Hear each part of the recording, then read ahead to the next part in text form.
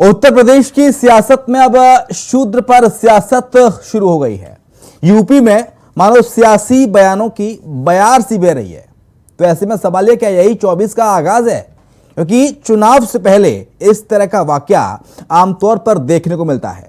अखिलेश यादव ने वार किया तो डिप्टी सीएम केशव प्रसाद मौर्य ने पलटवार कर दिया। दरअसल अखिलेश यादव ने मीडिया के एक सवाल के जवाब में डिप्टी सीएम केशव प्रसाद मौर्य को शूद्र बता दिया था और कह दिया था कि मैं शूद्रों से हम बात नहीं करते। तो वहीं डिप्टी सीएम केशव प्रसाद मौर्य ने पलटवार किया और उन्होंने कहा है कि अखिलेश का बस चले तो मेरी हत्या करा दें। ये कहा है केशव प्रसाद मौर्य ने। आगे केशव प्रसाद मौर्य कहते हैं कि अखिलेश मुझे बर्दाश्त नहीं कर पा रहे हैं। मीडिया में आने के लिए इस तरह की बयानबाजी अखिलेश अक्सर करते रहते हैं। ये बात केशव प्रसाद मौर्य ने कही। तो वहीं अखिलेश यादव ने बयान दिया और कहा कि सपा गठबंधन भारतीय जनता पार्टी को इस बार हराने जा रहा है। सपा शोषितों, वंचितों, दलितों का गठबंधन है। ये बात अखिलेश यादव ने कही। तो शूद्र पर सियासत उत्तर प्रदेश की सियासत में अब शुरू हो गई है। इसी मुद्दे पर करेंगे चर्चा। हमारे साथ मेहमानों का खास पैनल भी साथ होगा, लेकिन उससे पहले ये रिपोर्ट आप देखिए।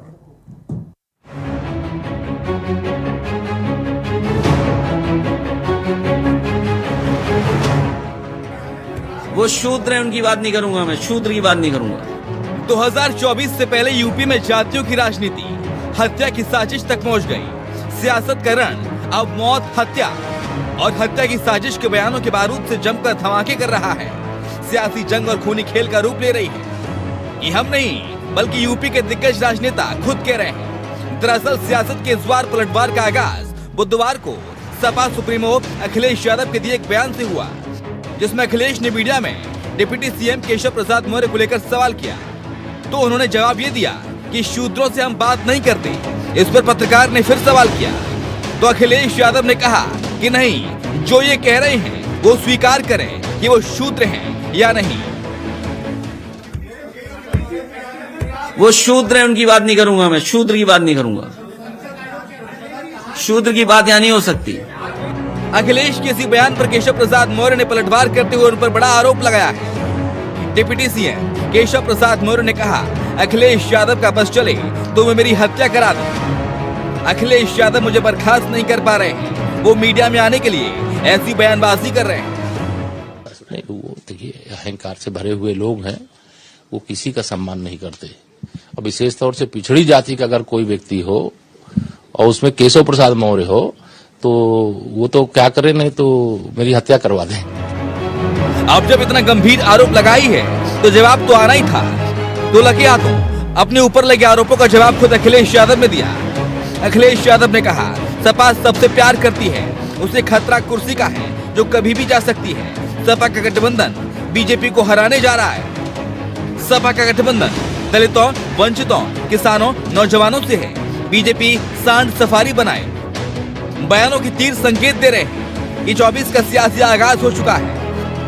सियासी तपेश बयानों की गर्मी को और बढ़ाने का काम कर रही है। साफ है ये सियासी लड़ाई का आगाज है। आगे आगे देखिए होता है क्या। Bureau report, India voice, Lucknow.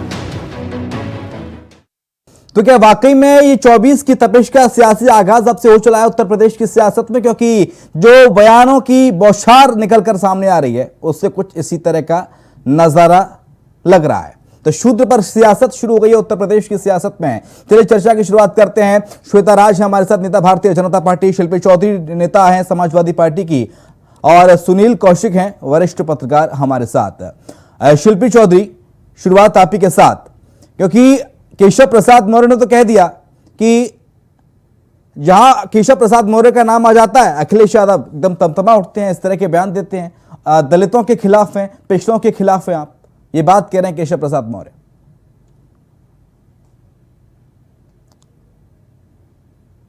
ठीक है, शिल्पी चौधरी तक आवाज शायद मेरी नहीं जा पा रही है। श्वेता राज सिंह हमारे साथ, नेता है भारतीय जनता पार्टी के। श्वेता जी, मेरी आवाज आपको मिल रही है? जी शिवम जी। अखिलेश यादव मैडम कह रहे हैं कि जो गठबंधन है समाजवादी पार्टी का गठबंधन, उन्होंने बताया है दलितों का, पिछड़ों का, शोषितों का जो गठबंधन है वो इस बार 24 की लड़ाई में जीत रहा है। इसलिए भारतीय जनता पार्टी इस तरह के बयान दे रही है और अखिलेश यादव पर समाजवादी पार्टी पर निशाना साध रही है। समाजवादी पार्टी का कहाँ निशाना साधा जा रहा है ये बताओ? यहाँ तक समाजवादी पार्टी में ऐसा लग रहा है जैसा अपना स्तर ही खो दिया है। ये कोई नई बात नहीं है कि इनके पास में इस प्रकार का बयान आया है। ये बड़ा कष्टकारक है, क्योंकि जब इस प्रकार के बयान आते हैं तो ये समझ में आता है कि वह बयान दे रहा है कितना दायित्व ले सकता है। वे जिनको अपनी जबान पर नियंत्रण नहीं है, क्या वो जनता को, प्रदेश को संरक्षण दे सकते हैं? नहीं दे सकते। और जिस प्रकार से उन्होंने कहा कि मैं शूद्रों से बात नहीं करता, ये भेदभाव की राजनीति स्वयं कर रहे हैं। इनका ये अर्थ है कि आज की सामाजिक व्यवस्था में जो शूद्र आते हैं, जो हमारे शोषित वंचित ग्रुप के लोग हैं, ये उनको सीधे सीधे निशाना साध रहे हैं कि मैं इन लोग से बात नहीं करता, मतलब वो योग्य नहीं है। इससे पहले इनके विधायक भी बोल चुके हैं, अब्रार अहमद, कि ब्राह्मण और ठाकुरों के वोटों की हमको आवश्यकता नहीं है। इनके यहाँ से इस तरीके के असंवैधानिक टिप्पणियां भी हो चुकी हैं कि क्या कहा जाए। आजम खान जी जब मन करता है किसी भी स्त्री की इज्जत वो खुलेआम उछाल देते हैं। उसके बाद फिर स्वामी प्रसाद मौर्य जी को आप देखिए किस प्रकार से उन्होंने रामचरितमानस पे टिप्पणी करी। तो इस प्रकार से आप केवल ये जनता को दिखा रहे हैं कि आप दायित्व वहन करने की भी उप मुख्यमंत्री थे और इस बार भी उप मुख्यमंत्री हैं। हाँ। 2014 से आपकी केंद्र में सरकार है। हाँ। पुनः सत्ता में आप आए हैं। आपने इन समाज के लिए स्पेशली क्या किया? संवैधानिक व्यवस्थाओं में जो है, क्या इन वंचित समाजों के लिए आपने संविधान में बदलाव की कोशिश की क्या? या इन समाज में के स्तर को सुधारने के लिए अलग से आपने कोई काम किया क्या? केवल आपको दोनों पार्टी के लोगों को वोट चाहिए समाज में, लेकिन ये श्वेत पत्र जारी कर, लेकिन वो बीजेपी कह रही है कि देखिए हमने उस तबके से मुख्यमंत्री उप मुख्यमंत्री बनाया, केशव प्रसाद मौर्य को दूसरी और उप मुख्यमंत्री बनाया। अगर शूद्र हितैषी, दलित हितैषी भारतीय जनता पार्टी नहीं होती तो ऐसा क्यों करते? तो केशव प्रसाद को उप मुख्यमंत्री बनाने से हाँ। क्या दलित और वंचित समाज का भला हो गया? क्या दलित और वंचित समाज में स्वामी प्रसाद ये मौर्य जी जो है उप मुख्यमंत्री जी कितनी बार जाते हैं, चर्चाएं कितना करते हैं जाकर के, कितने दुख दर्द में जाकर के सम्मिलित होते हैं? ये बीजेपी को जवाब देना पड़ेगा। और उसकी सहभागिता नहीं राजनीति। आपने उनके लिए किया क्या? अलग से हाथ हट के, लीग से हट के आपने उनके लिए क्या किया? हाँ। ये कम से कम उस समाज को बताना पड़ेगा। ये आप देखिए, जो एक अभी आयोग केंद्र सरकार ने बनाया जिसमें ओबीसी वर्ग में 2900 से ज्यादा जातियां देश में हैं, 35% जातियों को तो लगभग आरक्षण का फायदा आज तक नहीं मिला। उन्होंने उसका लाभ ही नहीं उठा पाया। और 10% जातियां ऐसी हैं ओबीसी वर्ग में जो हर बार 60% से ऊपर आरक्षण का लाभ लेती चली आई हैं। तो क्या जो समाज बचा हुआ है, जिन्होंने कभी आरक्षण का फायदा लाभ नहीं लिया, या जिन लोगों तक तमाम सरकारी योजनाओं का लाभ नहीं पहुंच पा रहा है, उनके लिए आप लोग क्या कर रहे हैं? क्या उनको आप चिन्हित करने का काम कर रहे हैं? उस वर्ग को ऊपर आप कैसे लेकर के आएंगे? ओबीसी जाति को लेकर के सामाजिक न्याय समिति का गठन हुआ। ओम प्रकाश राजभर जी, अमित शाह जी की जब मीटिंग दिल्ली में हुई तो निर्णय लिया गया था कि सामाजिक न्याय समिति का गठन होगा, और सामाजिक न्याय समिति का गठन करके ओबीसी वर्ग को 3 भागों में बांटने का काम किया। उसको ओबीसी वर्ग के उत्थान के लिए सामाजिक न्याय समिति का गठन हुआ, तो उसको योगी सरकार ओपन क्यों नहीं कर रही है? जनता के बीच लाना चाहिए और ये दिखाना चाहिए कि जो आरोप लगता आया अखिलेश सरकार पर, तो ओबीसी वर्ग की जाति का आरक्षण कुछ जाति ही लेती गई, उसको एक्सपोज कब करेंगे आप? तो एक्सपोज करने का समय आ गया है। और विधानसभा चुनाव से पहले योगी जी ने कहा था कि 10 साल, 5 साल हमारी सरकार और 5 साल अखिलेश जी की सरकार, ओबीसी वर्ग को कितना आरक्षण का फायदा मिला, कितने लोगों की नियुक्ति हुई, कितने लोगों का प्रमोशन में फायदा मिला, इस पर एक श्वेत पत्र जारी करने की बात उन्होंने कही थी। क्या हुआ? वो भी ठंडे बस्ते। ठीक है, श्वेता राय से मैं जवाब ले लेता हूं। श्वेता जी, सुनील कौशिक सवाल उठा रहे हैं कि आप दलित हितैषी तो बनते हैं, ठीक है, अच्छी बात है, बनिए। आपने 2 बार डिप्टी सीएम बना दिया केशव प्रसाद मौर्य को। हालांकि इससे पहले स्वामी प्रसाद मौर्य भी आप ही की सरकार में मंत्री रहे हैं, लेकिन अब वो सपा में चले गए, दूसरी बात है। लेकिन दलितों के लिए क्या किया, ये एक बड़ा सवाल है जो बीजेपी से पूछा जा रहा है। श्वेता राय, बीजेपी से नहीं पूछा जा रहा है, मैं तो समाजवादी पार्टी को भी ये सवाल खड़ा किया है कि समाजवादी पार्टी की भी 5 साल सरकार रही और दोबारा सत्ता में बीजेपी आई। मैं तो दोनों पार्टियों से सवाल पूछ रहा हूँ। जी सतीश जी नमस्कार। अफसोस की बात है कि समाजवादी पार्टी की ओर से कोई प्रतिनिधित्व नहीं है इस समय शो पे, लेकिन मैं ये कहना चाहूंगी कि देखिए, जब सर्व समाज कल्याण की आवश्यकता है और हमको सबको साथ लेकर के चलना है, जहाँ सबके साथ सबके विकास सबके विश्वास की वार्ता हो रही है, वहां पे किसी एक वर्ग पे बहुत ज्यादा फोकस करना, और यही नहीं, वे जो शोषित और वंचित हैं उनको आगे बढ़ाने के लिए इतनी सारी योजनाएं बनाई गई हैं, योजनाएं का क्रियान्वयन हुआ है। आज इतनी सारी दलित बस्तियों में उद्धार कार्य किए जा रहे हैं, नए घर उनको दिए जा रहे हैं, शौचालय वहां बनाए जा रहे हैं, वहां स्वास्थ्य के कार्यक्रम लॉन्च किए जा रहे हैं, और यही नहीं, आयुष्मान कार्ड इतने सारे दलितों को दिया गया है। ये सरकार किसी को विभाजित करके कार्य नहीं करेगी। सरकार ने अपनी योजनाएं सभी वर्ग के लिए बनाई हैं और सभी वर्ग को उससे पूर्ण लाभ मिले, इस पे पूरा फोकस रहेगा सरकार का। और कहीं पे भी किसी को भी ये आक्षेप लगाने का मौका मिले या अवसर प्राप्त हो कि इस वर्ग को इन्होंने वंचित छोड़ दिया, ऐसा बिल्कुल नहीं है। आज आप देखिए, प्रदेश हमारा G20 समिट के बाद किस प्रकार से एक नए दिशा की ओर अग्रसर हुआ है। ये उत्तर प्रदेश उत्तम प्रदेश बढ़ने की राह पे, मार्ग पे अग्रसर हुआ है, जो अपने आप में अभूतपूर्व है।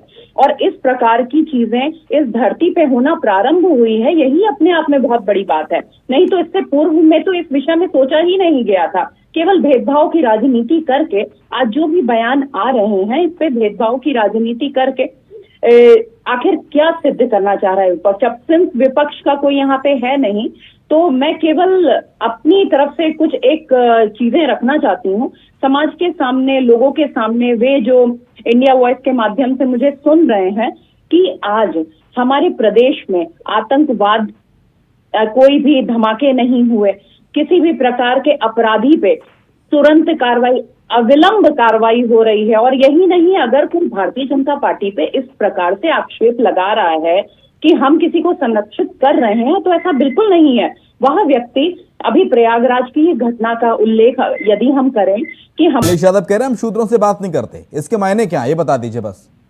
बिल्कुल, उन्होंने कहा कि मुख्यमंत्री जी अपने बगल में शूद्र बैठा के शूद्र के रूप में, वो क्या वो शूद्र नहीं है? क्या गलत कह दिया? उनके अंदर का वो तो लीजिए साहब, वो कब जागेंगे जबकि वो श्वेताराज के ऑडियो उठाइए, श्वेताराज का। मैडम प्लीज, आप बहुत विद्वान हैं, थोड़ा सुनिए को। अरे बहुत विद्वान है आप, सुनिए तो। अरे मैं कह रहा हूँ उनके अंदर क्या, मैं कह रहा हूँ उनके अंदर हिम्मत हो तो अपने समाज के उद्धार की बात करके दिखाएं। अगर हिम्मत है उनके अंदर तो ओबीसी, दलित, पिछड़े की उद्धार की बात करें। नहीं कर सकते, मुंह में ताला लगा हुआ है आपके सारे मंत्रियों। नहीं सर, आप इधर उधर की बात तो आपने खूब कर ली। सुन लीजिए, आप ओबीसी मंत्री समाज से चाहते हैं, लेकिन उनको पावर नहीं देते कि ओबीसी समाज की बात करें। आपने सर इधर उधर की बातें कर ली, ठीक है, अच्छी बात है, लेकिन आपने मेरे सवाल का जवाब नहीं दिया। अखिलेश यादव ने कहा कि हम शूद्रों से बात नहीं करते, इसका मतलब क्या था ये बता दीजिए बस।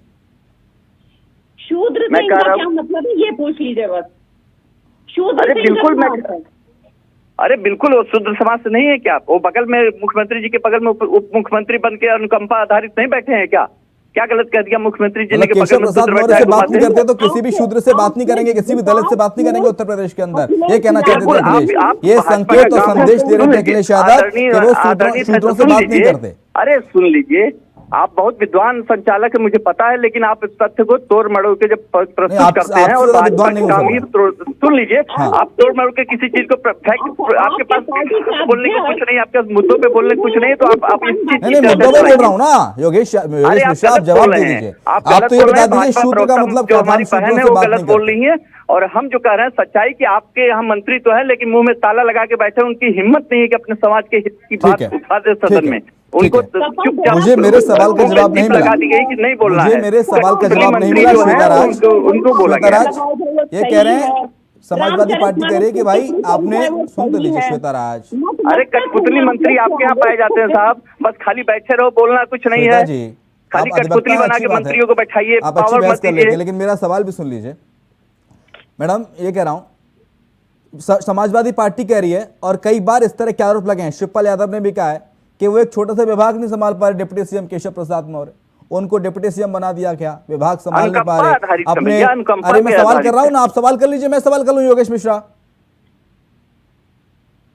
छोटा सा विभाग नहीं संभाल पा रहे, आपने अपने समाज का भला नहीं किया, ये आरोप है केशव प्रसाद मौर्य पर।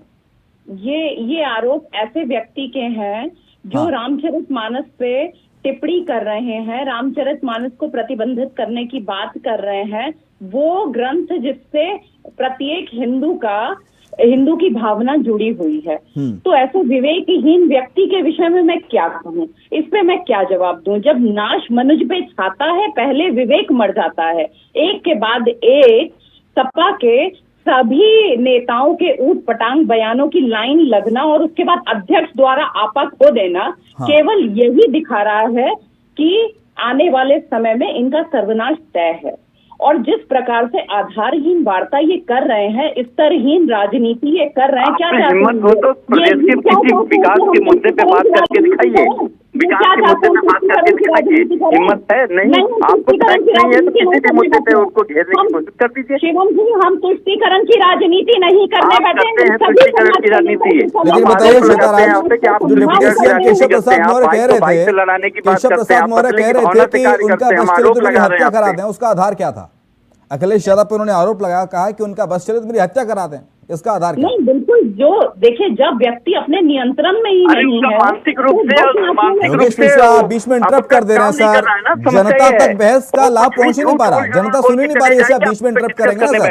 एक एक करके अपनी बात रखिए इत्मीनान के साथ, एक एक करके अपनी बात रखिए, बारी बारी से सबको मौका दिया जा रहा है यहाँ पर। जाते हैं बच के कि हमको अनुकंपा के आधार पे फिर बने रहेंगे, यार सारे झूठे हैं। योगेश भाई, आप बड़े नेता हैं समाजवादी पार्टी के, एक अरे शिक्षक अरे नहीं, व्यक्ति हैं आप, बीच में इंटरप्ट करेंगे तो जनता तक बहस नहीं पहुंच पाएगी। ने झूठ बोला, बहस का सार नहीं निकल पाएगा ना। मुख्यमंत्री बन जाइए, वन माफिया, वन डिस्ट्रिक्ट, अरे वन कहा कि माफिया। मुख्यमंत्री बन जाइए साहब, गलत क्या कहा? आपकी अनुकंपा माफियाओं पे रही है, आपकी अरे अनुकंपा आपके बगल में घूम रहे हैं, उनको नहीं देख रहे हैं। अरे वाह, वो उल्टा चोर कोतवाल को डांटे, उल्टा चोर कोतवाल को डांटे। कहाँ से है भैया आप जो अपने पहले सजाती को देख लीजिए, तब दूसरी बार उल्टा चोर कोतवाल को न डांटे। ठीक है। अरे